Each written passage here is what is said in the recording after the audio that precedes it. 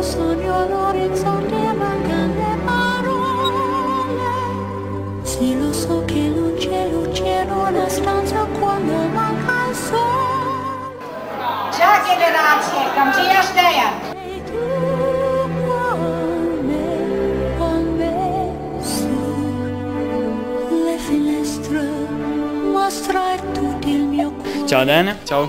Kaži mi, šta si ti to uradio tako značajno da bi postao đak generacije? Kako si bio đak? Kako si uspehe osvojio?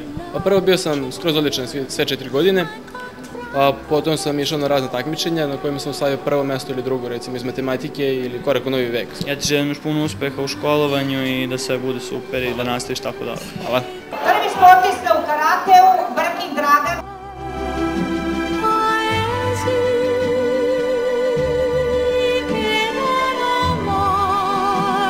Pored mene je sada jedan od sportista generacije. Kakav je tebi utisak sad, da li si isplatilo to što si ostvarivao sve te uspehe i da li će se to odraziti na tvoje dalje školovanje i šta planiraš da upišeš?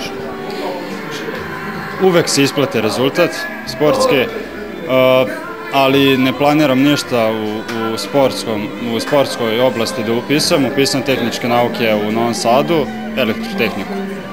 Hvala ti puno i želim ti još puno uspeha. Hvala vam. Drugi sportista generacije, Škapin Boris. Quando sei lontana sogno all'orizzonte manca le parole e io sì lo so che sei con me. Sada je pored mene drugi sportista generacije. Ćao. Bravo. Kaži mi šta si ti to veliko postigao da budeš na tom mjestu sportiste generacije i šta misliš o tome?